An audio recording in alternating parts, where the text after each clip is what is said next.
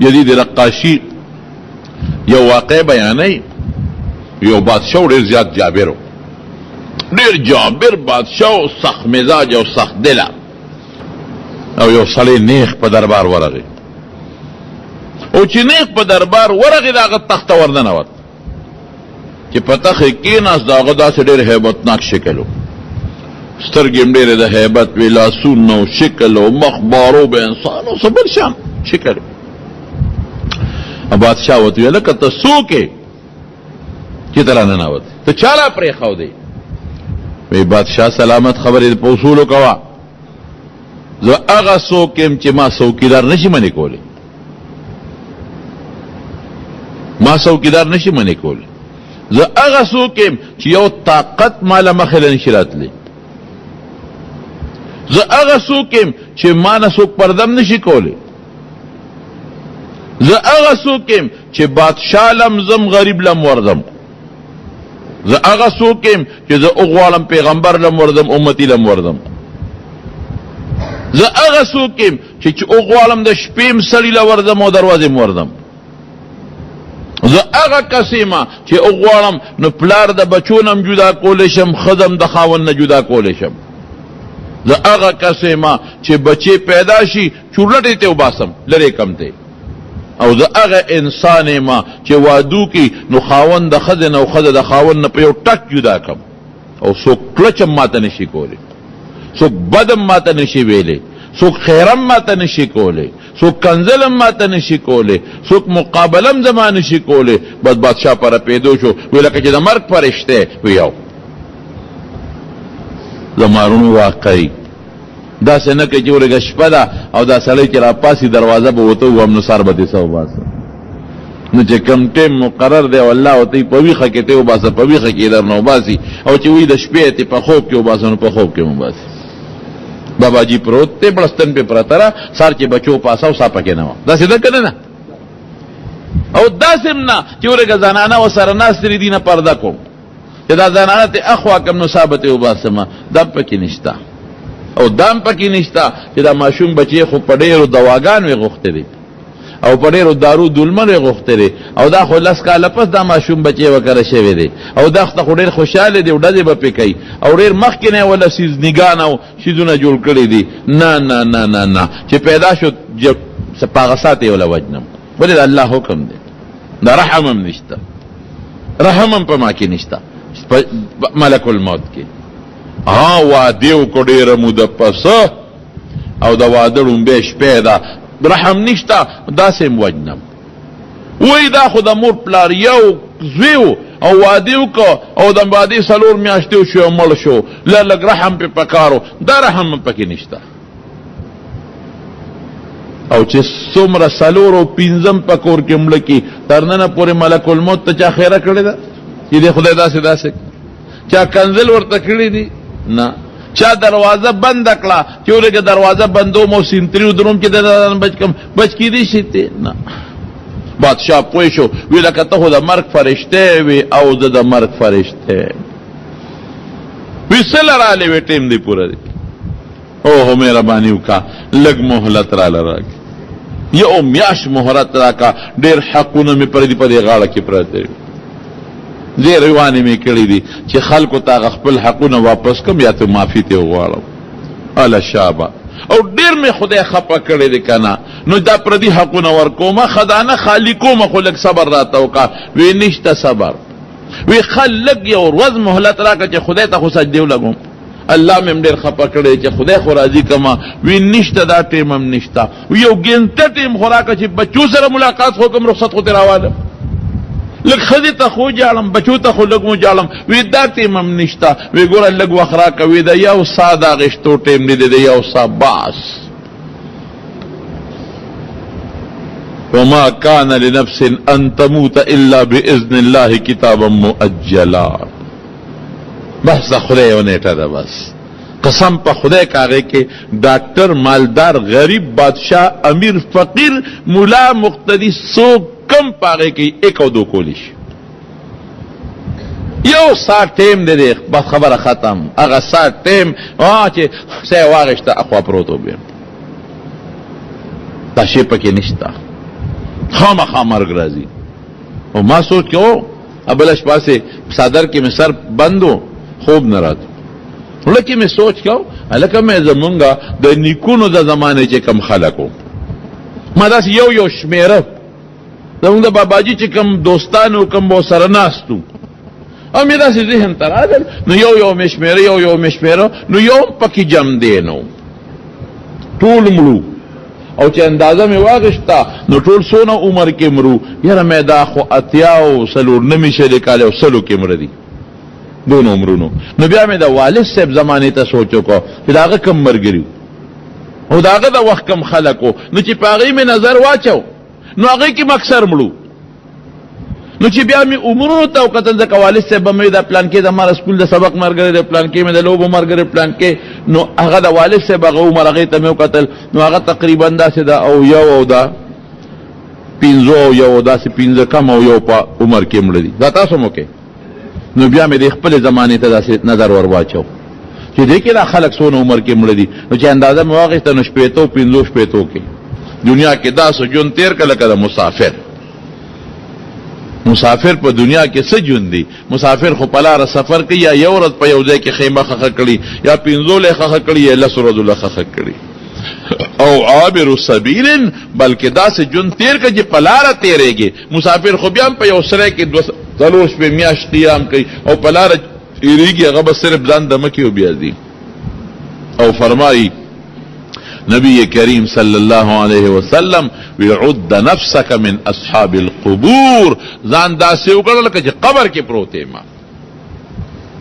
قبرونو والا پشان قبرونو والا نه جیدات قبر کې چې کم پراتی نه په جیدات سکی او په بنگله سکی او په کور سکی او په موټر سکی او په جیدات سکی داسې جون تیر کا یا داسې جون تیر کا چې عملی ته ورته ځان وګڼه لکه چې بس مړی مو قبر ته پروت مو قبر لراوان من خدای خبر چې د مرګ مریر وړي دي د ژوند او که څه بلا ده اور یو سړی انخته دی او د دنیا د دې لسو د پنځو کالو ژوند دپاره هغه څه نخرې کوي چې عقل هم نه مني. څوک خدای نه مني خدای پسې کنزل کوي څوک فرشتې نه مني مستی پیدا کړی دا څوک په مدرسو پسې څوک په پټکی پسې څوک په ګیرې پسې څوک په حافظانو پسې څوک په عالمانو پسې څوک پیغمبرانو پسې څوک اخرت پسې څوک جنت پسې څوک منځ پسې څوک شریعت پسې څوک اسلام پسې بس دا دنیا خطر او په مستی کې ده. اخرت د خلکو یې دی چې د خدای له بورده او اغا علالی مردار او ناروا او حرامو کې خلق مبتلا دي دا دنیا د پاره چې دا حد نه ہوتے دا یره د چې دا پر دې جیب مې وو ما نه بر دې خدای ته پوس کی دا مافیا والا شی نه دی دا خبره د خلکو یری دي چې دوکه مې وکړو په مسلمان نه په دوکه پیسې وګټلا په حرام مې ته پیسې وغټلا دو نمبر شی مې په اول نمبر شی په قیمت باندې خرڅ کو ظلم مې وسرو کو جیب مې ولو خراب شی مې په خرڅ کو خمه ته واغشتو سپک مې ورکو درون مې ته واغشتو زه خدای لازم بس خو چې پیسې وکړ موټر نشته چې موټر والم او که یو موټری چې دینه خوالم او چې د خنه خوالم او د خنه خوالم او چې د ماشته چې زویلم والم او چې د زوی مشته چې وسیلم والم او چې کور مې دی چې دینه غټ والم او دا وړه بنگلا دینه غټه بنگلا جوړ کړم او دې غټه نور غټه جوړ کړم او د پیښور په دې په اسلام آباد کې جوړ کړم او د تورنګو په دې او د 400 په دې په حیات آباد کې جوړ کړم دیل ار یو سړی لګیا دی دا تیر دی چې دا بنگلا او دا موټر ور سمانه پاتې او خدای له بدم تاسو پراله کوي. عد نفسك من اصحاب القبور كل من عليها فان ويبقى وجه ربك ذي الجلال والاكرام فبأي آلاء ربكما تكذبان. خروانه لار ده څوک پاتې کی پلاران څه جوړه مونږه نیکونه څه جوړه مونږه مېنده مو څه شوي نیاګانې مو څه شوي مشران مو څه شو جومات ته جا جوړ کړی هغه مشران څه شو سپینګیري څه شو ازمکه چې دل چاغشتي واسه شو کور چې دل چاغشتي واسه شو ادي کورونه چې دل جوړ کړی ودونه دل کړی وینګین دې روسته وي خدای دل روسته وا اس شو تمام د قصر روانه مرګ ځان تر آیات مرګ مرایات کده ما خلق وی وظیفه را کچې نیک شم خلق وی دم راته وښایه چې نیکي وکم. بالکل فیدې په وظیفو په دمونو کې شته، خو قبر ځان ته یاد که قسم په خدای چې د خدای ولی د نه جوړېږي. مرګ ځان ته یاد که که تا نه ولی الله جوړ نه شو دله جرم در کو. مرګ ځان ته را مخکې او خلاصې خو نشته. نبی کریم صلی الله علیه وسلم فرمائی، نبی علیہ السلام مبارک حدیث تے مشکات شریف کے دے، من قضا لأحد الموت في أرض، من قضا لأحدكم موتا في أرض جعل له إليها حاجة، چې چاله خدای په کومه ځمکه د مرګ فیصله کړې ده هلته خدای ورسوي. حضرت سلیمان علیہ السلام سره ملک الموت راغی. ملک الموت سلیمان علیہ السلام دې تپوس وکړو، ویته چې د دې ډېرو خلکو نه څه وباسي، څنګه وباسي؟ هغه ورته مثال ورکړه، وی د الله پیغمبره داسې مثال دی لکه یو کاسه چې پرتی او تا ته په هغې مختلف قسم شیزونه په کاسه کې پراتی. یو کاسه کې تا ته مختلف سیزونه پراتی، د انګورو دانې درته مثلا پرتی وي، نو په یو لاس کې ټولې راغشتې شي که نه وي یو، او چې کومه دانه دې خوښوي نو په یو ساعت کې ته راغشتې شي او که نه وي یو. وی دقسې د دې ټولو انسانانو دا روحونو د انسانان ما ته داسې پراته دي په کاسه کې لکه چې تا ته انګور یا چڼې دانې پرتې وي، دغسې ما ته پرتې دي. تا ته چڼې او د نینو او د جوار او د غنمو دانې پرتې وي، نو تا ته راغشتو کې تکلیف شته نه. او چې کومه رالې نو هغه درته اسانه ده، وی بالکل. او که ټولې رالې ټولې په یو ساعت کې راغشتې شم، موټي ته راډکولی شم، وی دقسې ما ته دي چې زه راغشتل غواړم دقسې ګوتې یو څه مروالم دي. او چې ټول راله موټي ورالم کم خبره خلاصه ده. یو سړي ته یې داسې تیز تیز وکتل، برند برندې ورته وکتل، او دا مرګ فرشته لاړه. هغه سړی سلیمان علیه السلام ته وی د الله پیغمبره ما خو ورسوه پلانکي ځای ته زړه مې ډېر زیات تنګ دی. ولې؟ ځکه الله وی وسلیمان الریح غدوها شهر ورواحها شهر، الله باد د هغه تابع کړی. د یو میاشتې مزل به یې داسې کو لکه سار نه غرمې پورې، او د یو میاشتې مزل به یې داسې کو لکه د غرمې نه تر د بیګا پورې. ما ورسوا لکه په آرام کې نه نصیبه او مې رسوا. او کم دیتا دی وخت سلیمان علیہ السلام په ملک شام کې او دا چې کوم علاقه دی د هندوستان کې ده، خاص وزیری او خاص تعلق بات ته حکم وکالته ور رسوا، پټه سي هغه دیتا ورسو. سورہ پس ملک الموت بیا راغی سلیمان علیہ السلام سره کېناسته، خیر په خیر چې وشو. یاره هغه وختي هغه ابلوس چې راغلی وي یا وختي چې راغلی وي په دې لاره تېرېدې ما سره، دلته یو وزیر و ډېر برند ورته ونه کتل، او ډېر سختو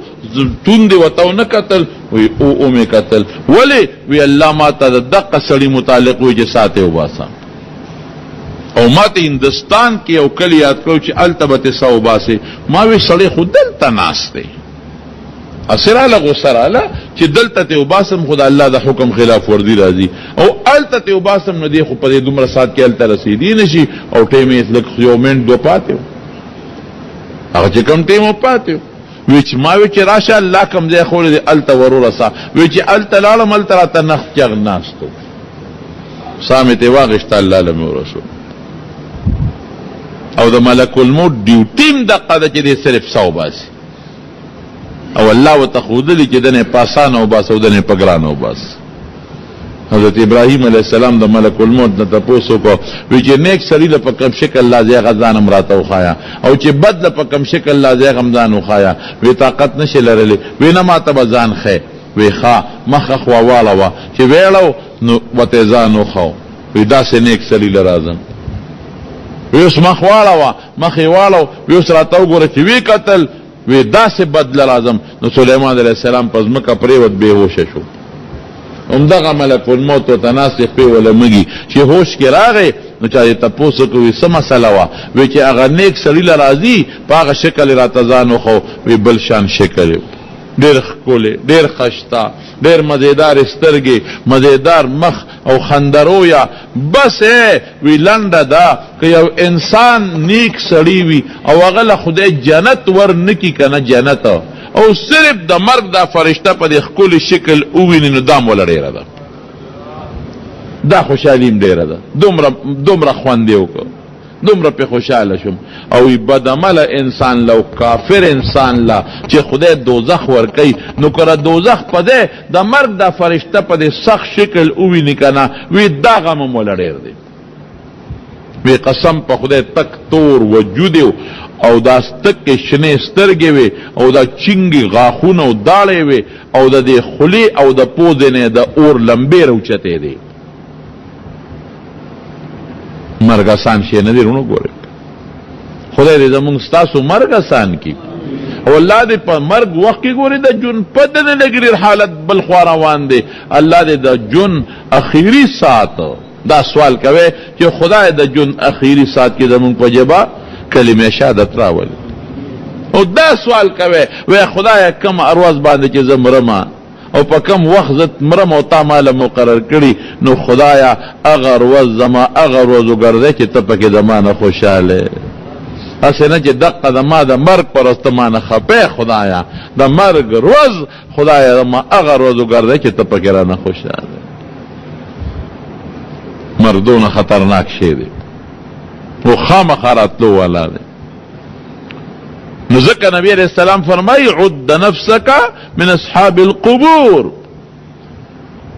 ځان داسې وشمېره لکه چې د مقبره کې پروت یم. مړې ځان مړې وشمېره، یو باندې دام ده مړې د دنیا په زیب و زینت او په ډول ډال څه کوي. یا ځان داسې فرض که چې لکه بس مرما او مرته ور روانې ما نو مرله چې سړی رواني د دنیا ارسنې توجه هغې طرف تی. یو معنی نیمه بله محدثین کوي خو هغه لږه ګرانه ستاسو د پوهې نه ده. زمارونو مرګ ډېر عجیبه شی او چاله بیا خدای سببونه مقرر کړي. دا ملک الموت ته چې الله پاک دا سا استل او خکل اواله کول که نه نو ملک الموت ته الله دا خو به ما ټول مخلوق سره دشمنی پیدا شي او ټول به ما ته خیرې کوي او ټول به راته کنځل کوي او ټول به راته بد وایي او خیرې به کوي. نو چې خیرې کوي او تا ته وایي چې خدای دا ملک الموت هلاک کړي نو ته راته غوسه نه شي. وایي زه ته داسې چل جوړوم چې ته به په یو وخت کې 10 او 12 په کور کې وجنې خو ستا نوم به هم څوک نه دي. تا ته به نه څوک کنځل کوي نه به راته څوک خیرې کوي نه به راته څوک بده وایي. ولې ده به یو سبب مقرر کړم د خلکو به هغه سبب ته سوچ ځي. چاله به ته به مقرر کړم نو خلک به ته به یادوي. چاله به د زړه بیماري سبب کړم نو خلک به د زړه بیماري یادوي چې په هغې مړ شو. چاله به اکسیډنټ سبب کړم نو خلک به وایي خو اکسیډنټ کې مړ شو که نه که دا ګاډې داسې نه وې لقېدلې او داسې نه وې جنګېدلې نه وې مړ. چاله به ګوله سبب کم، چاله به اور سبب کم، چاله به دریاب غر کېدل سبب کم. دا مال چل راځي ځه او ټیمونه مو ته نه دي معلوم. الله خبرې نه کېږي لکه پرېږده دا بره دی خو نه کوي کار نه کوي پرېږده مونږ خو سره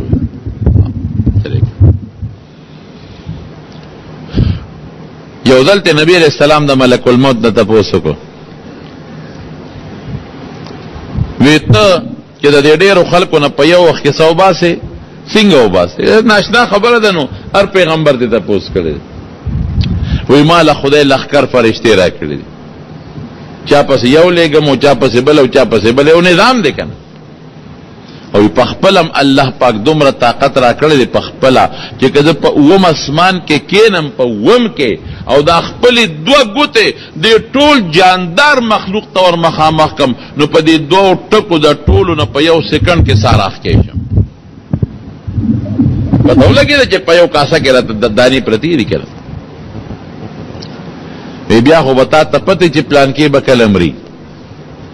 وی دا پته راته نه لګي دې نه نیم خبر. د دنیا د دې محکمو چې کم سیکرټریان دي یا کم وزیران دي هغې د ټوله محکمه معلوموي. زه به در یو مثال درکړم لکه د تعلیم د محکمې چې کم سیکرټري دی هغه سره هر څه په کمپیوټر کې او په فایلونو کې پراته دي. هغه ته دا پته چې دومره سکولونه هاي دي په دې صوبه کې او دومره میډل دي او دومره پرایمري دي او دومره استادان ته تنخواګانې ولا ورکوي او دومره کلاس 4 دی او دومره پکې 17 سکیل دی او دومره سول ارس وته تو یاد وته نی خو په کمپیوټر کې نظام پروت دی کرا غواړي سیکرټری صاحب تاسو کی او ته سیکرټری صاحب ته وای چې تورنګو های سکول کې 100 استادان دي نو 15 منټه ولا صبر ورکنو فایل براو غواړي نو په یو سات کې به ته پته ولګي دا معلومولی شي چې هډ ماستر یې څوک دی دا په یو سات کې معلومولی شي چې هډ ماستر به کله ریټایر کیږي اسرائیل علیہ السلام سره د مرګ دا ټول نظام پروت دی لیکن دا شی ته خدای پټ ساتلی چې پلان کې به کله مري دا هغه تم پته نه لګي دا ما تم پته نه لګي ما تدري نفس بأي ارض تموت چې دا به کله مرم او په کوم ځمکه کې ونه ساخېږي دا تا تم پته نه لګي دا مور ته د بچی پته نه لګي او بچی ته د مور پته نه لګي او د اسرائیل علیہ السلام ته پته نه لګي وی چې پته نه لګي نو ساتي څنګه او باسه وی لګ مخکې مې الله خبر کی او راته وی چې دا پلان کې له یو سبب پیدا کوم پلان کې دی کې به دا په پلان کې ټیم کې ته 100 باسه چې ورشم هغه ټیم کې ولا الله غ سبب پیدا کړو د سارو باسه مو الله له یو څه مان له یو نظام زمارونو د خبر خلاصه دا چې مرګ هغه حقیقت ته چې دینه څوک انکار نشي کوله مرګ هغه حقیقت ته چې هر چا لرازي زما یو دوست ډاکټر دی ادي په امریکا کې چې زما د تقریرونو بیانونه اوري نو ما سره چته دا هغه ځنه په ټلیفون خبره کوي او یو ځل په خپل جون کې راغلی ما سره ملاقات شو نو ماته وستا مې د مرګ تقریر اوریدو نو ماته ډیر عجیب و وې د په امریکا کې سرجن وي مونږ چې التا اپریشن کوو نو امریکا د پاکستان په شان ته نه ده التا کې با د دې انسان چې څومره ډاکټرانی ضروری چې کم ضرورتي وتا اب غیر چا پیره د دې مریض ولاړی د زړه سړی به ولاړی ډاکټر چې اسنه د اپریشن کې ولا فیل نشي د وینې ډاکټر به ولاړی چې وینه بدن ته په صحیح طریقه سرکولیشن کوي او دا سور تبی لیکيږي دا پلپوس ډاکټر او پلان کې ډاکټر او دا چې کوم انسان هغه نشاور کوي اب هم کمپاوډر نه ډاکټر به ولاړی وي مونږ تبا قاعده چې زه ورننه وزم هغه ټول ارسه برابر کړي دا څنګه اپریشن کې ولا فیل نشي شوګر اشته کې نشتا بلډ پریشر اشته کې نشتا وی ټول ډاکټران ولاړی اغیره ته او کې ریپورت راکړي چې دی وخت کې دی را دي خبره قابل نه چې تعالی اپریشن کې وکوله لاسه دا اپریشن نشم کولی هغه ولاړی بیا وی پټینه اپریشن یې دی ولا وکم چې اپریشن وکم هغه سرمن وغیرہ ولا وګندم وی چې وګندم نو زم په فایل دسخط وکم چې اپریشن مې وکاو دا تکلیف هغه مې وکاو او چې هغه کم نور ډاکټرانو زړوالم اولیکي په اپریشن نه پسو ګوري او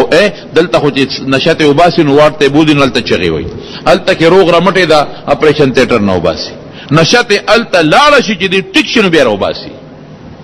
هغه نشه والا ډاکټر لګي چې نشته لاړه دې ټیک ته لواله ولګي چې سرکولیشن ټیک ته حرکت ویني والا وي چې د ویني حرکت ټیک دی او ټول اوکې ریپورټ لګي ویناګه سړی مرشي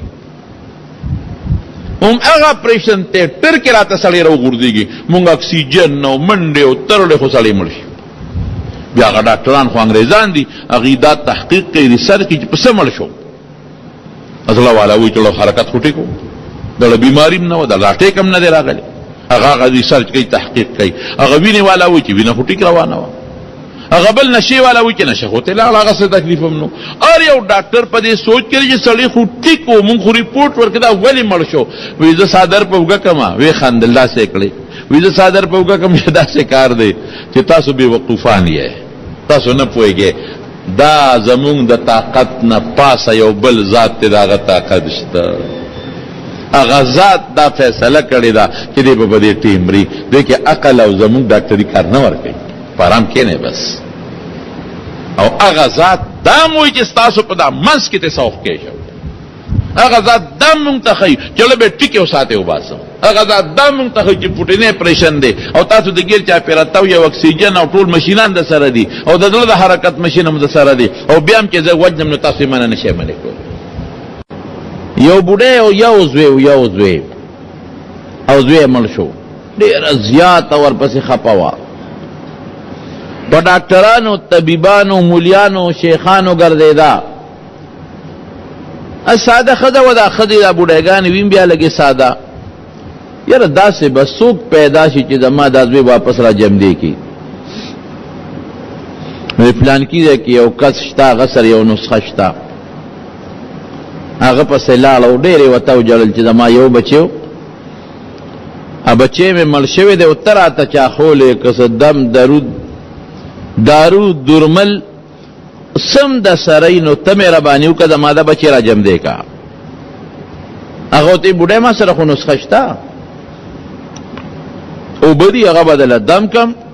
او چې دې زوی له دې په د مړه خوله کې ور واچې دی به چغه وي او راپا بسي ټیک ټاک بشي دې شونډو کې ولا اوسه ودا به را جمع دی شي اله شابه دم وکراله وینا داسې وکړه چې د اوو کورونو نه وراله اوبه راوړئ بالکل اوس ونه د سلو نه خو به راوړم وی نه که نه لږ سوچ وکړه که نه د هغې اوو کورونو اوبه به راوړېدله به دموم چې په کوم کور کې مړی نه شوې هغه اوه کورونه به وګورې چې په کومو کورونو کې مړی نه شوې د هغې اوو کورونو نه به راله اوبه راوړې ابه دموم خو چې د زوی په دې شونډو د ساس کې پرېږدي جمدی کېږي به بوډۍ زر بوتل واغېش وي دا خودل سره پیدا کړم یو کور ته لاړ او تپوس به کوې ګورې یقیني ښه هسې نه د هغې کور راوړه چې هغې کې مړي شوي بیا ګورې کار نه کېږي ورننوته تاسو کله مړی شوی دی او څوک پلاره مړو کړه په بل کور ورله دروازې وواله تاسو کله مړی شوی دی ما ته د هغه کور اوبه غوښتي دي او مړی شوی څوک مړي کاکاجي مې مړو که نه مخکې ورځو کې په بل کور نیکه مې مړو که نه په بل کور زوی مې مړو که نه په بل کور ښځه مړه وه که نه په بل کور خاوند مړو که نه په بل کور رور مړو ورواره مړو خور مړه وه د خور زوی مړو نوسې مړو اوهو چې کوم کور ته ورځي پکې یو پیدا کېږي بوډۍ پوه شوه اوی دا خو واقعي که زما زوی مړ دی ګوره ډېر هوښیار ډاکټر و که زما زوی مړ دی خو دلته هم د چا بچی مړ دی ته خپې ورپسې چې زوی دی مړ دی او خپې ما دا به څه چل کېږي څه چل به کېږي ته به مرې ورپسې بې بل ورځ به ته مرې ته به هم بله ورځ مرې ورپسې زه به مرم څوک و په بل کور والا ستاسې هم نوسې مې مړ دی ډېر نیازبینو خپې ورپسې او خپې دا به څه کوي ببو ته به مرې غم مه کوه دا به زه مرم او ته به مرې خو چې په دې 15 کورونو چکرو لګاو او د هغې خلکو کورونو کې د مړو معلومات واغېستل چې ښځه راتله تسلي شوې وه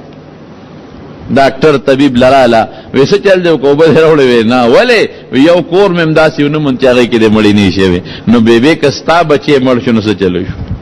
مرو به خامخا خلاصې خو ته نشته مرګ هغه حقیقت دی او هېڅوک یې نه غواړي والله که د چا هم ځان مرګ تړه کېږي هله کله کېږي ستاسو نه څوک وایي چې زه دې مړ شم ولې د دنیا ګرم یخې هواګانې دي هلته هغه شي نشته دلته په ژمي کې ګرمه هوا ده ته هیټر لګېدلی دی نو که ژمي کې مرې نو هلته به چې خدای هلته به څه کوم دلته خو ګرمي شته هلته خو یخه یخني ده او که اوړي کې مرې نو دا سوچ به دی چې دلته خو پکې لګېدلی دی ایسیم لګېدلی دی کنی به بوز جرنیټر دی کنی څوک خو به راته لمن وړقي هلته خو دغه هم نشته دلته خو پسته بستره ده هلته پسته بستره هم نشته دلته هوا او اکسیجن ته هلته هوا او اکسیجن هم نشته او چې ډېر زیات ذهن لکم ټینشن راځي او ذهن لکم سوچ راځي او ذهن لکم فکر راځي ابسي اوهو دلته خو که نا جوړه شم چغې وام نو بچې به راشي په سر به راله زور وکړي ښځه به راشي نو په سر به راله زور وکړي لور به راشي نو خپو ته به راله کښېني د خپې به راله مالش کړي نو که بل څوک نه نو یو انسان یو پردي خو به راشي که یو دم به را باندې واچي قبر کې به څه کوم نه راله څوک خپې مالش کولی شي په دا قبر کې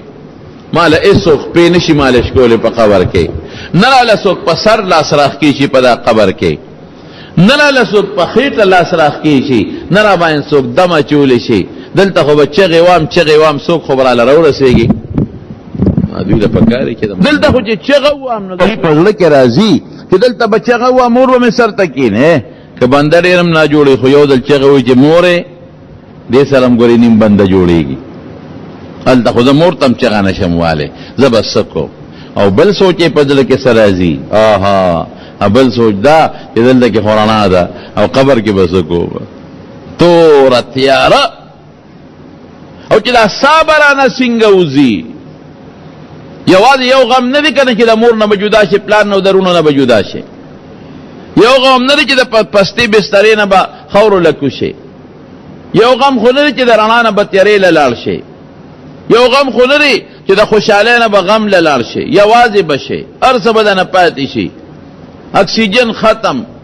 رونه رشتہ داران ختم، نه سا به څنګه وځي. حضرت عمر فاروق رضی اللہ تعالی عنہ کعب احبار د پخوانو کتابونو یو ډېر لوی مولا مسلمان شوی، هغه نه تپوس وکړو وی دا ساده انسان نه څنګه وځي، دا ساده وتو به څنګه. کعب احبار ورته وی امیر المؤمنین وی داسې مثال یې زموږ په پخوانو کتابونو کې چې یو انسان په دې ټول وجود کې یو اونه بنده کې او دا هغه اونې څانګې رده په دې ټولو رګونو کې خورې شي او دا اونې دا څانګې ټولې د ازغو د غنو نه ډکي او یو یو څانګې په یو یو رګ کې تلي تو شوي وي او دا غونډه اونه ترې راکاږي او دا ازغي او دا غنې د ده په دې رګونو کې راښکلې کېږي. داسې تصوري د بدعمل انسان نه. او د حضرت موسی علیه السلام نه تپوس کېږي وی دا بدعمل انسان نه چې څه ښکلې کېږي مثال یې څنګه دی؟ وی تپوس یې مه کوه،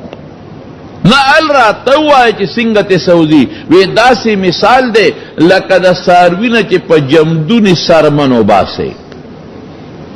چې الال کړي دي نه وي او په جمدونو ته څرمن وباسئ. وی سو ښکل دونه ګران کار دی.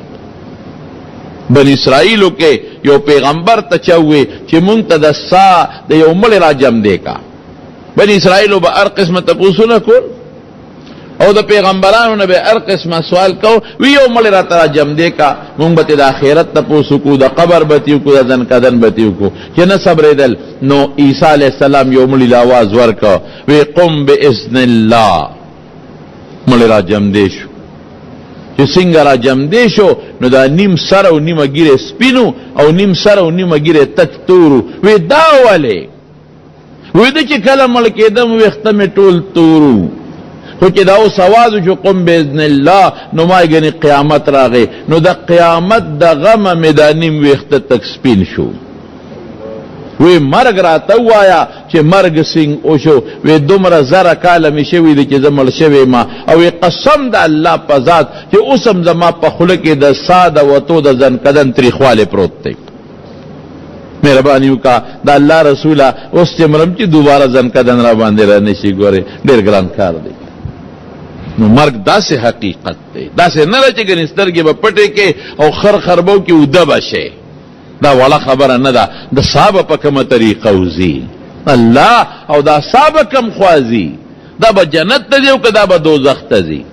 او دا سا به په کومه ټوکړه کې بندېږي؟ دې سا له به هم کفن راځي. لکه زه او ته چې مړه شو زمونږ د بدن له کفن میلاویږي دغه رنګې د سالم کفن راځي. نبی علیہ السلام فرمایي د نیک عمل انسان ساله د جنت کفن راځي او د بد عمل انسان روح له د دوزخ کفن راځي. نو پته نشته چې د ما دا سا به د جنت په کفن کې بندېږي او که دا به د دوزخ په کفن کې بندېږي.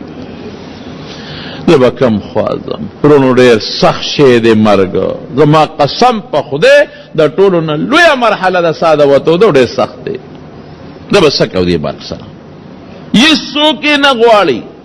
حضرت ابراهیم علیه السلام ته الله اختیار ورکړی وی ستا خوښه ده چې ستا کله مرګ خوښ شي دنه سا وباسم او چې تر څو دې نه خوښ نه وباسم دنه. هغه خوشحاله و چې زما څه کار ده چې زه مرګ غواړم، چې ما له اختیار شو زما کار سره چې مرګ غواړم. یو ځل ناستو میلمه دوست ډېر زیات و، میلمانه به دنیا راتلل او ده به ځان سره ډوډۍ ته کېنو. داسې بې میلمه به حضرت ابراهیم علیه السلام ډوډۍ نه خوړه. هر څوک چې به نوکر یا غلام یا بچې به په لاره کې ودرولو وی بچې وګرځه څوک راوله څوک راوله. هر څوک چې خو چې څوک را پیدا کړي. یو ځل یو بوډا بابی راوسته. بوډا بابا چې څنګه ډوډۍ ته کېناسته نو قانون دار چې خلک ډوډۍ خوري د الله نوم پیلي بسم الله. او نبی کریم صلی الله علیه وسلم فرمایي چې کله د ډوډۍ باندې د الله نوم واغښ په دې ډوډۍ کې برکت وي او که د الله نوم دې وانغښ برکت پکې نه. یوه دویم دا چې د الله نوم دی واغېست نو شیطان او تختی، او که د الله نوم دی وانغېست نو شیطان در سره خوراک کوي، او د شیطان پخی لاس نه کوي، په ګس لاس کوي، او د شیطان لاس ټول د ګند او د غلو د متیازو نه ډکي، نو هغه د سره خوراک کوي، ټول د خوراک د لګن کی. دا مونږ ولې په مصیبت اخته یو قسم قسم بیماری را باندې حمله کوي؟ دا ځکه کوي چې مونږ د خدای نوم نالو په ډوډۍ باندې، نو شیطان را سره لګیا دی پکې خوراک کوي، نو دا هغه څخه پلیتی د مونږ د خوراک کې ګډیږي، نو زمونږ تیریږي. نو ګورې سنتو کې یوازې دا برکت نه دی چې د پیغمبر تابعدار شوي، د سنتو یوازې دا برکت نه دی چې الله به خوشاله شي، ثواب به دی شي، د سنتو ډېرې زیاتې فایدې دي. نو چې کلم ډوډۍ خورئ خوراک کوئ څه به وایې؟ بسم الله یا بسم الله الرحمن الرحیم، نو دوه فایدې درته حاصلې شوې. یو به د ډوډۍ کې برکت پیدا شي. برکت څه ته وایي؟ ډوډۍ به دې ډېره شي، په لږه ډوډۍ به دې کار وشي. دویم دا چې د دې ډوډۍ کومه فایده د برکت دی ته وایي، دا به صرف ګندګي د دې نه جوړېږي، د دې چې کومه فایده ده او دې کې کوم طاقتونه دي هغه به د الله یو وجود ته ورسوي. بسم الله پې د پاسه ووایه. او درېیمه فایده یې څه ده؟ هغه دا چې په دې وجود کې ډېرې بیمارۍ پرتې وي، د دې ډوډۍ برکت دا دی چې هغه بیمارۍ به د خدای په دا ډوډۍ لرې کړي. او څلورمه فایده یې څه شوه؟ شیطان به نه کي لاس نه ښکته کوي، شیطان به ګوتې نه وای، نو بیماری به د په دې خوراک کې به ګندونه نه یو ځای کېږي چې بیماری پیدا شي. نو حضرت ابراهیم علیه السلام هغه بوډا ته وایي میلمه د الله نوم واله بسم الله ووایه. او وی څوک الله؟ وی ولې ته الله؟ زه خو خدای نه پېژنم. زه الله څه ته وایي؟ یو څو سپکې یو وی ابراهیم علیه السلام یې پاسه خدای زما نه پېژنې، د خدای په نوم خوراک نه کې، د بوتانو په نوم خوراک کې، او ناس ما سره ډوډۍ ته مالا ډوډۍ له راوستې وځه. سړی په مخه کړم ویې ویسته، بوډا لاسونه خپې رپېدلې بار ووته. دې کې جبریل علیه السلام راغی، ابراهیم علیه السلام ته وی میلمه دې څه کو؟ وی رخصت مې کو. ابراهیم علیه السلام فخر کو چې جبریل به هم خوشحالی، الله به هم خوشحالی، ځکه ما د خدای په نوم غیرت وکړ. وی ولې دې وویسته؟ وی ګوره خدای نه پېژنې، زما رب نه پېژنې، زما د رب نوم نالي، او د هغې مقابله کې د بوت نوم ولې نه پرېږدم. اوهو وی الله راولېږلمه چې ابراهیمه دا دې څه وکړله؟ میلمه دې وشړه. دې میلمه له ما 100 کاله ډوډۍ ورکړه، ما نه پېژنې، او جامه مې وله ورکړه، او جون مې ورکړی دی، او عزت مې ورکړی دی، او نن ستا یو نوړی میلمه شو نو تا وشړه. زرې سړی ورپسې ولېږله، بوډا پیدا کې بوډۍ راوسته. ولې دې شړلم؟ وی د خدای د نوم. ولې دې راوستم؟ وی الله رانه ګیله وکړه چې ما نه پېژنې، او سره د هغې 12 کاله چې د عمر دی، نو ما ډوډۍ جامه خوراک او اوبه ورکوم وله، او تا یو نور مړین مې مشوره دې نه کو. وی ښه ما الله دومره بیا په ما خفه کېږي. وی ما ته خپله کلمه وښایه، زه په دغه ټکي اوس مسلمانېږم. نو حضرت ابراهیم علیه السلام ناست دی، اختیار خو خدای ورکړی چې ستا خوښه ده چې کله مرګ غواړې مرګ به دله راځي، که نه غواړې نه به راځي. یو بوډا سړی وله راغی. بوډا داسې دی چې غریب ټپ ټیپ دی او خپې رپي. بوډا داسې دی چې په دې ګیره باندې او په دې شونډو باندې لاړې روانې دي بیګي، ګیره او لاړې لمدې دي په لاړو باندې. بوډا داسې دی چې د خولې نه هم غریب غوبه روانې دي، او د پوزې نه هم قڼې روانې دي. او بوډا داسې دی چې د سترګو نه هم چخې بیګي په دې مخ د پاسه روانې دي، او لاسونه هم رپېږي غریبه، او ډېر په بد حال دی، اوس خا بین ته روان دی، او په دې ځمکه غریب پرېوته. ابراهیم علیه السلام بوډا دی بابا د څونه عمرې؟ وی د 200 کالو. او دې وخت کې ابراهیم علیه السلام د 200 کالو نه لږ کم دی، 200 کالو نه عمر لږ غوندې یو فوټې غوندې کم دی. وی د څو کالې بابا جي؟ وی د 200 کالو. اوهو چې زه به 200 ته رسېږم چې ما نه به لاسه جوړېږي. زر ابراهیم علیه السلام لاس اوچت کړ، وی یا الله ما خو د دې سړي عمر ته مه رسوه، د دې سړي عمر ته ونه رسېږم. خدایه دا څه مصیبت دی، دنه خو بنده له کرکه ورځي، د سره خو بنده کې ناستی دی نشي د بچی به په د څه گزاره کوي د ښځه به د سره څه گزاره کوي د سره به د محلې او د قوم خلک څه گزاره کوي الله چې د عمر ته خو مې هم نه رسې خو چې دی وي هغه بابا ورته ملک الموت شو او ملک الموت د مرګ فرشته وه ابراهیم زه خو راغلم چې ساده نه وباسم او ته ملک الموت وي یو نو یې ماله خو خدای اختیار را کوي وا خو دې ختم که که نه خو دې وغوښته مرګ خو دې وغوښته تا له الله اختیار در کړو تا په خپله وي چې خدای را دغه بابا عمر ته مې مه رسی نو بس ټیک ته د هغه عمر ته به اوس نه رسېږي سا به دنه وباسم نو مرګ هغه حقیقت دی چې هر څوک کې مني خوار سړی ته یېرېږي داسې څوک شته چې هغه وي چې ماله مرګ راکړه سوال نه پیدا کېږي داسې شته چې څوک وي ماله مرګ راکړه بوډی و زوی نه جوړو بوډی وي خدای زما دا زوی جوړ که د ده دا مرګ ماله راوله خو دا زوی مې جوړ که دغه چې ملک الموت راغی بوډی ته وایي سوال خود وی تاله راغلیم چې ساده نه وباسمه وی روغ او رنځور پیژنې روغ او رنځور پیژنې ناجوړه مې زوی دی وجنې ما وی تا چې اوس وی په ټوقه هم جوړ نه پیږې په ګپ هم نه پیږې نو مرګ څوک نه غواړي مرنا سړی یېرېږي د ما د قسم د الله په ذاتي حضرت ابو هریره رضی الله تعالی عنه څومره لوی شخصیت چې د رسول الله مبارک سره په سفر او په حضر کې ګرځېدلی دی څپلی به د غریب نه وي جامې به نه وي یو کمیس به یو کله به یو لنګ به و کمیس به د غریب نو او ډوډۍ به نه ولو اوږې به غریب ناستو یو ځل روټۍ ته ناست دی او یو ډېر قیمتي رومال دی ورسره په هغې پوزه پاکوي نو چې په هغې پوزه پاکوي نو واه واه ابو هریره په دومره قیمتي رومال نن پوزه پاکوي وی قسم د الله په ذات چې هغه وخت مې یاد دی چې د رسول کریم صلی الله علیه وسلم د منبر او د کوټې په منځ کې به بېهوشه پروت و وی خلکو به دې سر لتې راکولې چې ابو هریره لیونی دی او وی قسم په خدای که به زه لیونی وم وی د لوږې د لاسه او بېهوشه ومه داسې وخت پې تېر شوی دی ډوډۍ به نه وه خوراک به نو لیکن دغه ابو هریره رضی الله عنه چې کله مري نو جاړي مرګري ته ګیر چاپېره تاو دي د صحابو خو باجیمه مرګو مرګري ته تاو دي یو مرګري ورته وایي هلکه ګوره چې مړ شي نو د حضور پاک سره به ملاقات کېږي زما سلام به ورته رسې هلکه ګوره زما سلام به م وې هلکه زما سلام به م وې دا ته ګیر چاپېره تاو دی او دی جاړي مرګري ورته وایي ته جاړې ستا خو به لږ ساعت د نبي کریم صلی الله علیه وسلم سره ملاقات کېږي خپل محبوب لروانه خپل نزدې مرګري لروانه او هغه صحابه قسم دې چې حضور پاک د وفات نه لږ غوندې مخکې د احد شهدا ولتلو نو ټول صحابه ځان ته کېنول ټولو ته یو تقریر وکړه وی اے صحابه انی فرط لکم ز ستاسو نه ګورې مخکې تلونکی یم ستاسو دپاره بهترین تلونکی یم د خدای دربار ته او ان موعدکم الحوض زما ستاسو د ملاقات ځای حوض کوثر دی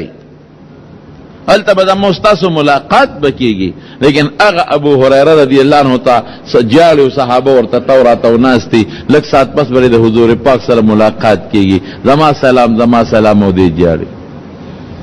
ورته ولې جاړي ابو هریره د مرګ نه یریږي وی او د مرګ نه یریږم مرګ نه ولې یریږي وی سفر ډیر زیات اوږد دی او سامان ډیر کم دی کله زه سوچ کوم مې چې سړی سعودي ته ځي او حج لدي څلوېښت ورځې پس یا میاشت پس یا شل ورځې پس به راشي او که لندن او امریکې ته لاړ نو یو 2 میاشتې پس کال پس به راشي او که څوک مزدورۍ له لاړ زه 2 کاله 3 کاله 4 کاله 15 کاله پس به راشي لیکن د مرګ په سفر چې کم سړی تللی دی راغلی دی نه خبره ختم یو ځل چې د کور په دروازه ووت په دې دروازه واپس دی نشي راتلی بس ختم ډېر خلک یې ځان له کورونه جوړ کړي وي ختم یې پکې کړي بستره هم برابر کړی او مړ شي هغه بستره کې د ملاستې نصیب پیدا نه شي ډېر خلک یې ځان له کور جوړ کړي او چې ورننه وځي نصیب یې پکې پیدا نه شي وردن نه اړو شي نه او ډېر خلک وادو کی واده ځان له کوټه جوړه کی، ځان له کټ مزیدار کی، ځان له کوټه خشته کی، بنارسۍ پې ځان له ګیر چاپېره واچوي، لیکن هغه کوټه کې د هغې ناوې سره ملاست هم د هغې غریب نصیب نشي. دا هر څه د رب العالمین په اختیار کې دی. د نبی کریم صلی الله علیه وسلم خلاف ابو جهل سازش جوړ کو. د نبی علیہ السلام خلاف ابو جهل سازش جوړ کو. څنګه سازش یې جوړ کو؟ د حضور پاک دا عادتو د خوی مبارکو چې هغه به د هر چا تپوس کو، د دشمن به یې کو چې څوک به هم ناجوړه شو خبر به شو ورغې تپوس پې وکړه. د کافر دشمن د یهودي د بچي هم کړی دی. مطلب دا دی چې اخلاق هم ښه دي،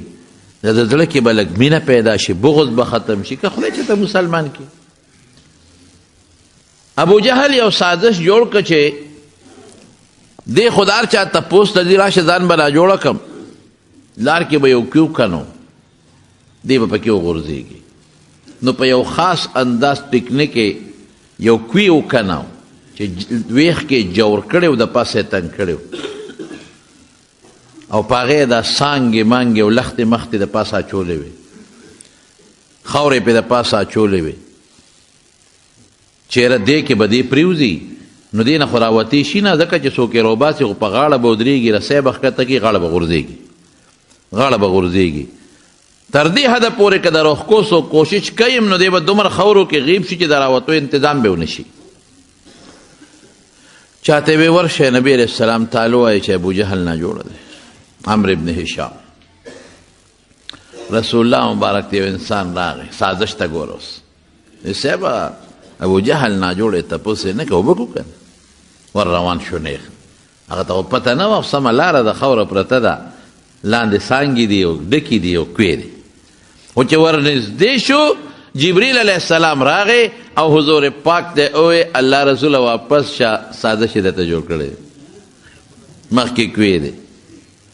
بس نبی علیه السلام فوراً واپس شو. ابو جهل ته چې هله وی هغه خو لارې نه واپس شو. ناپختانه وي دروغ ګوره عقل نه باید وي، دروغجن نه عقل تښتېدلی بیا وی. هغه زر را منډه کړې چې ودرېږه ورته اواز کوم چې راځه صاحب ولې واپس شوې؟ خو چې څنګه یې راغر والا خپل کوي ته خیال نو ټاس چې دی پکې ور پرېوت. اوهو دا سوش اوس چې څوک ورځي څانګې لرکوي خاوره ور پرېوځي، هماغه چل په دو شو. خو که څوک ورځي چې راوباسو او قدم اخلي غاړه نړېږي، چې څوک ورځي راوباسو دا څانګې دا ډکې لرکو غاړه په ده ور پرېوځي، خدای مو تباه که برباد شه، نیمې پورې خو د خاورو ډک شومه، وجود مې ونښته، شا به څه چل وکړې. نبی کریم صلی الله علیه وسلم څونه رحم دل دی، زړه کې څونه نرمي ده. وی زه راوباسم، دې د پاسه یې زه راوباسم، په اسانه یې راوباسم. او که زما خبره مني ابو جهل ته چې هله وی نبی علیه السلام خو داسې وی خو څه چې وی منم خو مهرباني دې وکړي ما دې وسوباسي، بل خو د اوښکو څه لاره نشته. نبی علیہ السلام مبارک راغی او د کوي د غاړې سره ودرېده. وی که ما د الله رسول منې او کلمې شهادت وعده را سره کې د ایمان بلکل دې راوباسم، بلکل زه چې زما دا ټول قوم مسلمان دی خو مهرباني کوم بس مرمه، خو چې خپه ږدي په ما دغه راغورځېږي. معجزه د رسول الله وه، لاس یې ورښکته که او د لاس نه یې کلک ونیو او چک یې ورکه او بار یې راوویسته. چې بار یې راوویسته وی څنګه چل دی؟ یاره وی غټ جادوګر ده نه بل نشته دی. وی ته ډېر لوی جادوګر یې. بیا ونه منله. د خدای بې لارې به په لار نه که هزار نصیحتونه ورته وکړي خو د خدای بې لاره به په لار نه شي رحمانه. هغه بس خدای بې لارې کړی و، په زړه یې غټ زنګ پروت و د کفر. نو ګوره چې کم سازش یې د رسول الله مبارک خلاف وچلو الله هغې کې خپله ګیر کړه. د حضرت موسی علیه السلام په زمانه کې د هغه یو لوی دشمن او منافق و، قارون یې نوم و، قارون. لکه بعض علماو دا هم لیکلي چې دا د موسی علیه السلام د تره زوی و. خیر دونه محققه او مضبوطه خبره نه ده، خو د موسی علیه السلام رشته داری کې دی. لوی مال ولا خدای ورکړی، لوی دولت، دومره دولت او مال الله ورکړی چې قرآن شریف کې الله تعالی فرمایي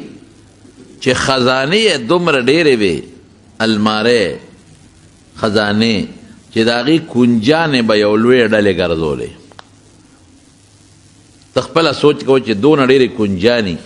چې هغه یو ډله اولو عصبتن په هغې باندې به درنې وې له تنوع، هغې به وړې نه شوې.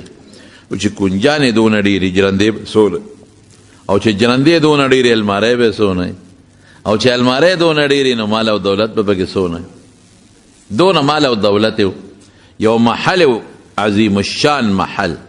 اوس هم تاریخ اگر چې بعضې مورخین ورسره اتفاق نه کوي، او بعضې مورخین وایي چې په مصر کې اوس هم یو محل هغه د آثار قدیمه والا موندلی دی، کودی یې ورپسې کړی د بعضې کمرې په ځمکې د پاسه غیبي دي، او چې دې څونه کودی کې نو لاندې پکې نورې کمرې شته. د څلېرویشتو او یو مورخ وایي 40 کمرو محل. او څنګه محل؟ داسې محل و چې په هغې کې په دروازو په لرګي د سرو زرو د سپینو زرو ګلکاري شوې وه، او د هیرو او د جواهراتو ګلکاري پې شوې وه. په چتونو کې قنادیل، دې زمانه کې دا مونږ ورته څه وایو د بجلۍ دا شیدونه چې خلک یې ویځندی، هغه غونچک دا سیزه او لیمپونه، هغه زمانه کې به پکې ډیوې او لاټینونه کېښودل، نو قنادیل به پکې ویځاندو، دا به د بادشاه په محل کې. او مریانې څو نه په زرګاو په سرګونو نه، وینځې په زرګاو وینځې، او اسونه او خان د اسونو په زینونو د سرو زرو ګلکاري شوې ده، چې په لاره به روانو د په سوونو نوکران مخکې وروستو به ترې منډې والې، او دا مال یې پیدا کړی کوم ځای نه دی؟ سودخورو. یو به سود کاو، دویم به یې څه کول؟ دویم به د خلکو نه فصلونه 3 کاله او 4 کاله مخکې په ارزان نرخ واخیستل. زمیندار غریبانان خو محتاج یې،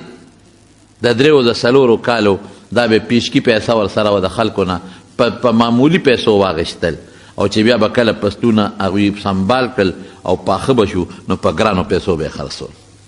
او خلکو له به یې پیسې په سود ورکولې. مثلا دا 1,00,000 روپۍ والا میاشت پس په ماله 100,000 د پاسه راکړې، چې میاشت پس بس راله 100,000 د پاسه پیسې بیا نشته، بله میاشت 1,00,000 شوې، بله میاشت که دې را نه کړې 2 لکه شوې، بله کې 3 لکه شوې، بله کې 4 لکه شوې، دا به پې ختې، دا پیسې به پې زیاتېدې. او په ناب تول کې به هم ډېر کمې کاو،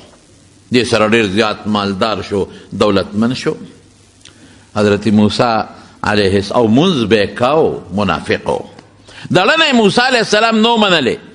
ظاهر کې به د موسی علیه السلام سره منځ هم کو، ظاهر کې به یې روجې نیولې، ظاهر کې به 200 روپۍ صدقې هم ورکولې، ظاهر کې به د موسی علیه السلام په مجلس کې هم کېناستېده. حضرت موسی علیه السلام حکم وکړ د زکات، چې د خدای په مال کې زکات ورکړي.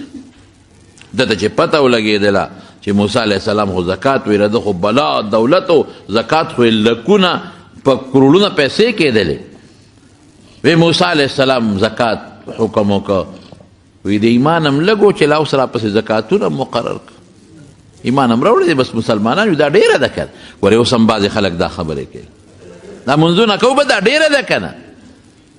دا څه ټیکسونه رانه د اسلام او د ایمان علي؟ مسلمان شوم نو ټیکس رانه وسلي، مسلمان شوم نو سره باندې پیسې ږدي. حضرت موسی علیه السلام ته اطلاع ورسېدله چې سړی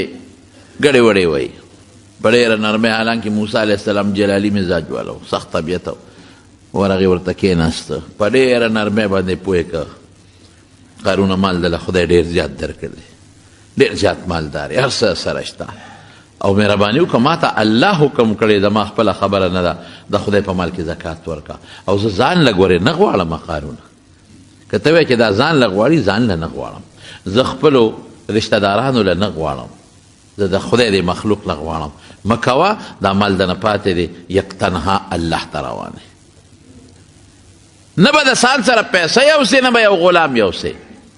نه به یو مرئی یوسې، نه به یو وینځه بوځې، نه به دولت یوسې، یک تنها به رب العالمین له روانې، بیا به دنه رب العالمین تپوس کوي.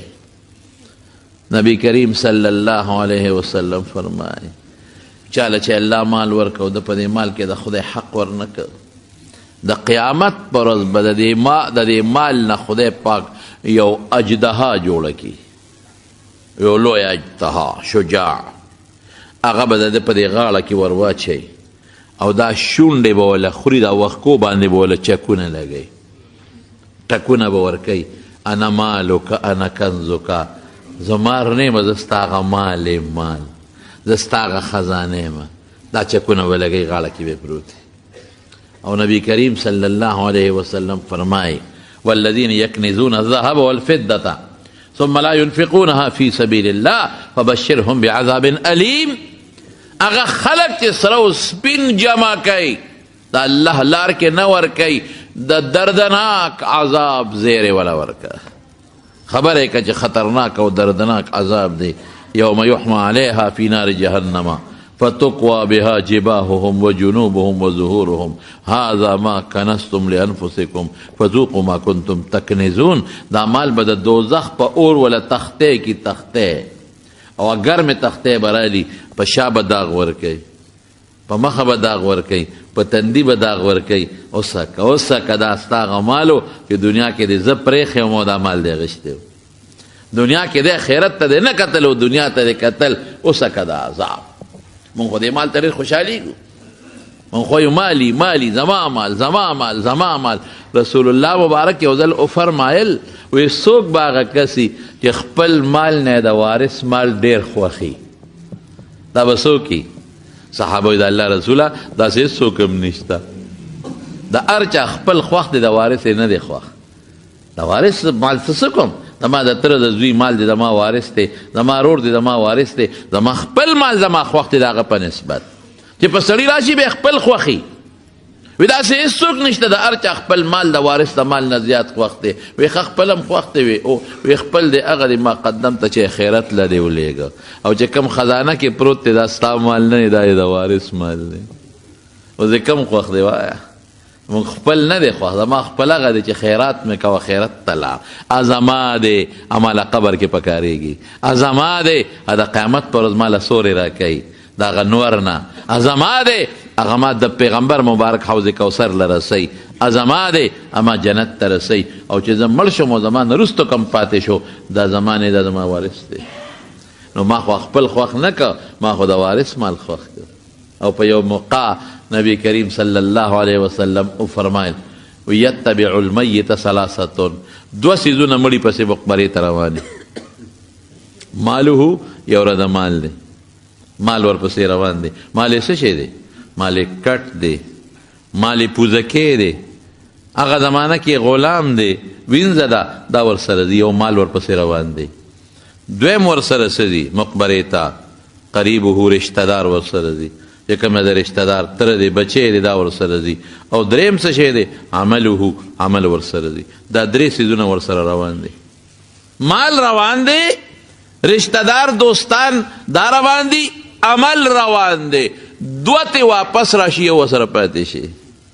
مال هم ته واپس راغی غلام هم رایي هم ته راغی چې کوم کټ پوزي کې د شپېته کاله وخت تېر کړی دی هغه هم ته واپس راغی پوزکې هم ته واپس راغی هغه تولی بالغ کې ورسره یې ښودی هغه هم ته واپس راغی هغه رشته دار او بچي هم ته واپس رالل کم شی ورسره پاتې شو عمال موږ هغې ته نه ګورو موږ مال او مال او مال او مال او مال او مال او مال دا مال هغه دی چې تا خیرت ته ولېږه مال هغه دی چې تا د خدای په لار کې ولګو مال هغه دی چې تا زکات ورکه زکات طهرا لاموالکم علیه السلام فرمایي چې زکات ته ورکه چې دا باقي در سره کومه خزانه پاتې شو دا پاکه شوه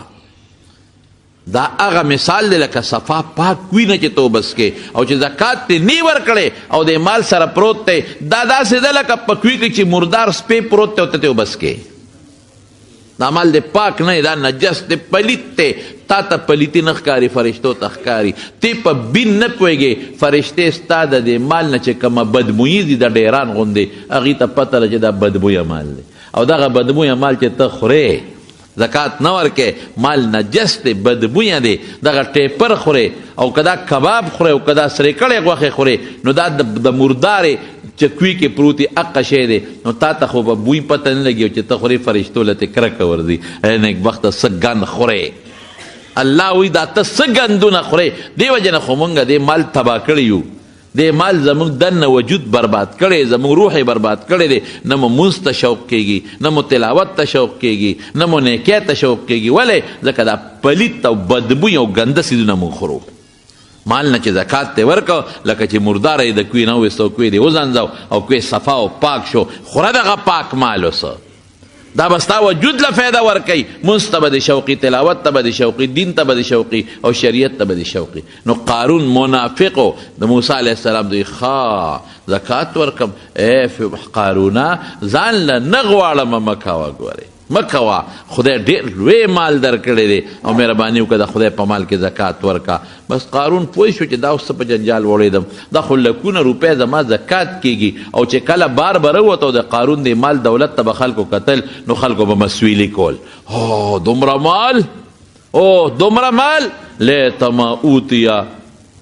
مثل ما اوتیا قارون. او هو قارون ته چې کم مال ملو دی که داسې زما وې،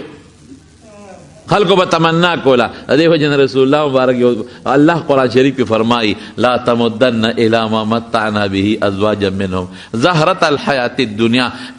وی که د چا بنگله دی ولیده مه ګوره ورته، که د چا لوی مکان دی ولیده مه ګوره، که د چا باغونه دولتونه کارخانې دی وکتل مخ دې واړوه، د دنیا ډول دی. خدای ته ودرېږه چې الله سره کم شی دی هغه د دې نه دله بهتر دی. مونږ خدای غرق کړو، بیا سازش ورته جوړ کو، بیا سکیم ورته جوړ کو. دا بنگلې ولې ده، دا موټرې ولې ده، دا کارخانه ولې ده، دا ځمکې ولې ده، دا قوم ولې ده، دا رورې ولې ده، دا خلک عزت ولې کوي، دا ښکلې ولې ده، دا بچي ولې دي. دا سازش بیا جوړوم زه ورته. دوست داسې څه چل پکار دی چې دې ذلیله کم. ها او خدای به خبر نشي کنه، فرشتې به خبر نشي کنه. ولی قیامت خو منې نه، قبر خو منې نه، آخرت خو منې نه چې ماله به رب العالمین آخرت کې دې سزا راکوي. نو قارون ته ډېر په طریقه نصیحت وشو. دې قارون ته دې وزن کې کمې زیاتې چې کوي، دې سود خور ته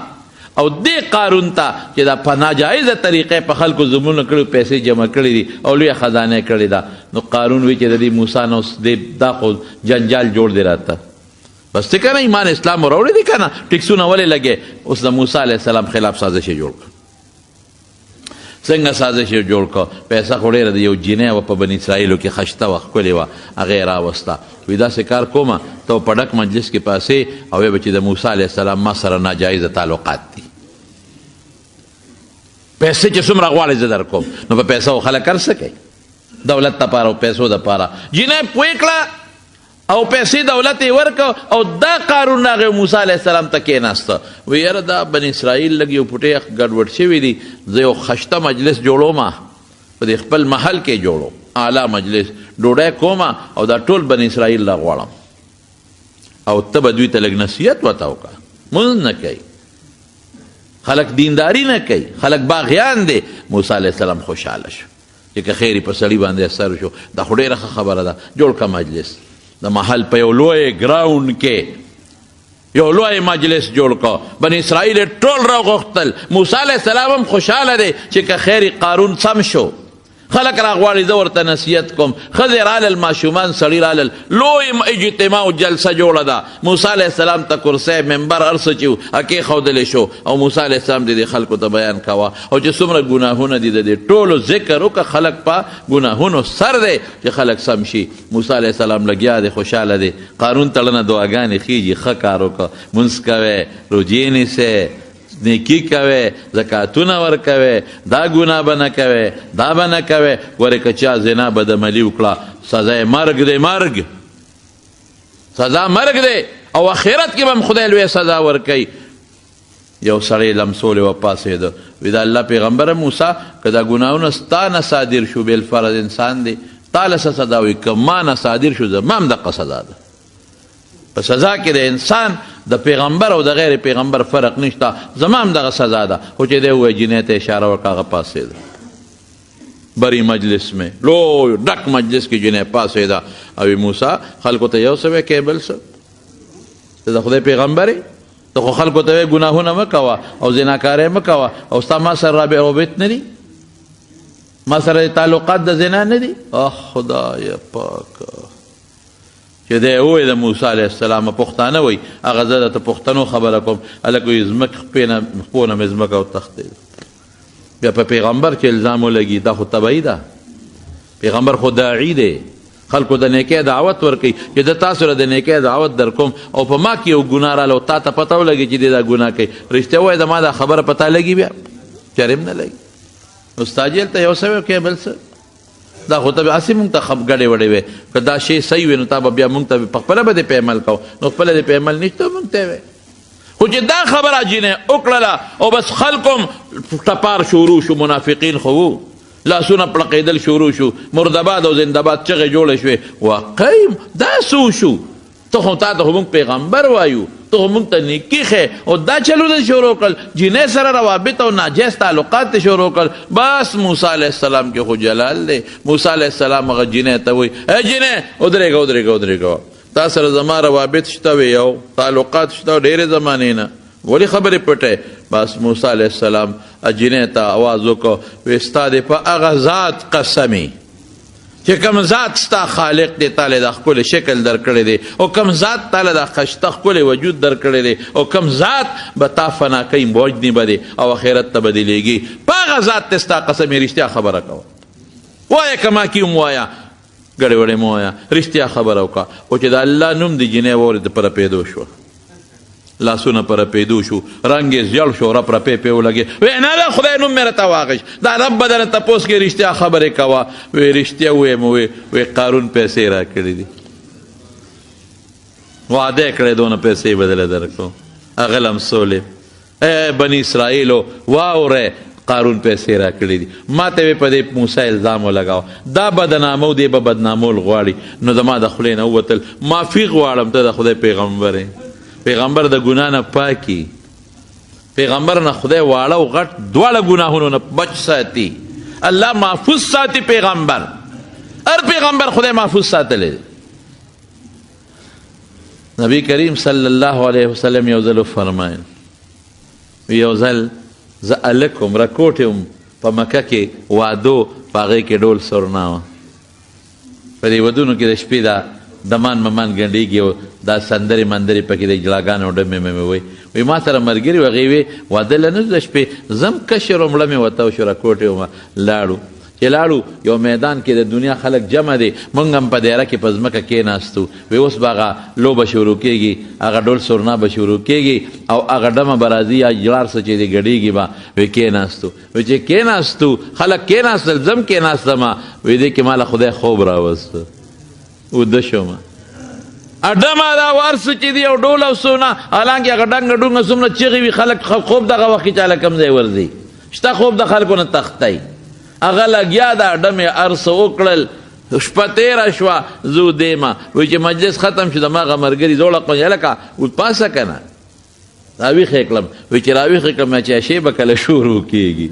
وایي شی ختم هم شو وایي زه لا ماشوم هم چې الله د دې نه ساتلی پیغمبر خدای دونه محفوظ ساتي د پیغمبر جامه خدای محفوظ ساتي ولې پیغمبر متعلق الله و یطیع الله و اطیع الرسول دا د تابعداري به کې نو که دی ګناه کوي خو ګناه کې به هم ورپسې بیا دی که نه دا خو نشته چې دا به دې منم او دا به دې نه منم د هغه چې څه دي هغه منې ما اتاکم الرسول فخذوه ما اتاکم چې څه درته درکړل وما نهاکم عنه فانتهوا چې څه درته ویې کې فرق نشته چې دا به منې دا به نه منې نو که ښه کوي که بد کوي بیا به منې نو خدای بدونه پیغمبر ساتلی دی